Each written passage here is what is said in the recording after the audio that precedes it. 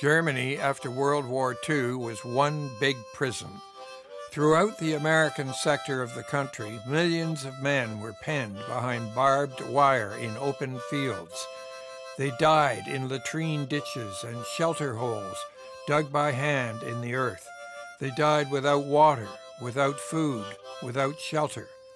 This happened by the order of the American commander, General Dwight Eisenhower, who sent out an urgent courier on May 9, 1945, the day after he took charge of conquered Germany, forbidding all the citizens of the country to gather food together in one place for the purpose of taking it to the starving men in the U.S. camps.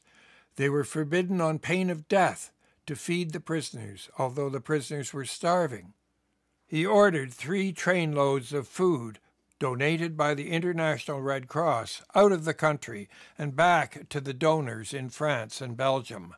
All of this was hidden for 44 years until a book appeared in Canada in 1989 revealing the atrocity.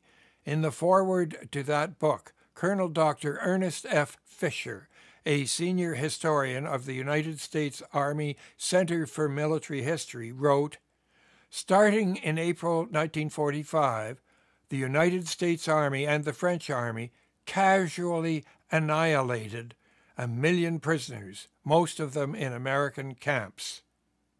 This book, entitled Other Losses, was published around the world, but in the United States it was scarcely to be found anywhere after harsh reviews in the New York Times and elsewhere, which meant that no bookseller would stock it. Thus, Americans were prevented from knowing about these atrocities, while people around the world were forming hard opinions against the United States Army. Then, in 1989, a major in the United States Army was puzzled to hear a German citizen in Trauen, Germany, express a very bitter opinion about the U.S. Army camp, which had been there in the summer of 1945. When that American major, Merritt P. Drucker, retired from the Army years later, he remembered the bitter opinion and wondered what more it might signify. He asked for a copy of Other Losses in a military bookstore in New York City.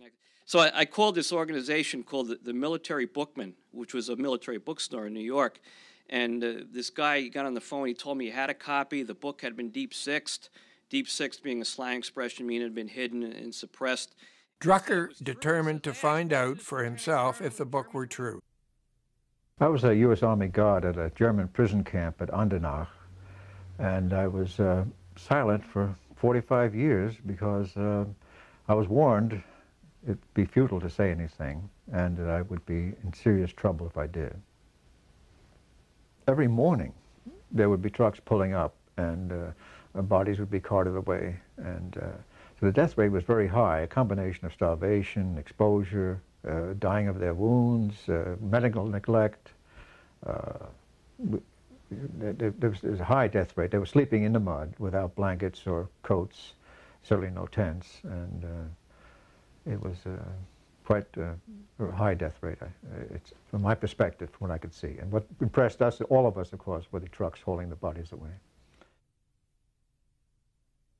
I made individual protests to my immediate superiors, and a friend of mine was on KP, kitchen duty, and he would give me K rations, so I would throw them over the wires.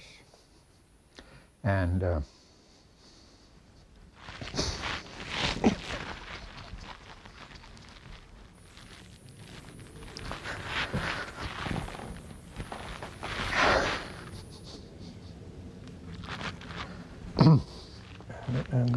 I've kept silent so long, it's been repressed so long.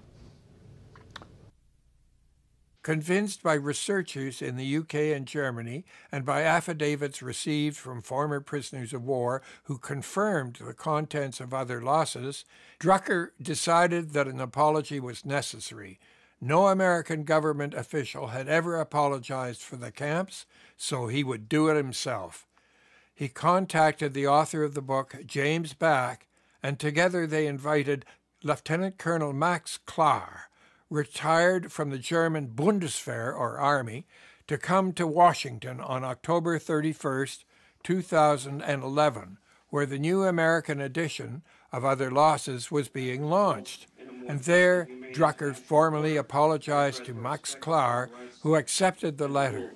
Signed by me, Merritt P. Drucker, major U.S. The two men shook hands and then embraced with deep emotion. The dozens of guests in the room were absolutely still. Klar then read out the terms of a peace treaty which he was proposing to supplant the uneasy truce which still prevails between Germany and her former enemies.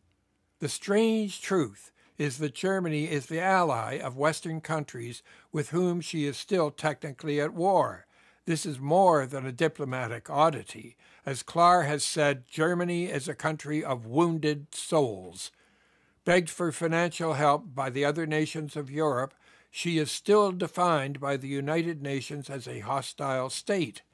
Supposedly sovereign, she must tolerate the military bases of foreign powers.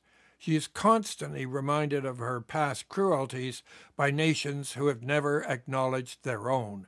She pays enormous reparations to her victims, while German victims of Allied atrocities are not acknowledged or compensated. Why did all this happen?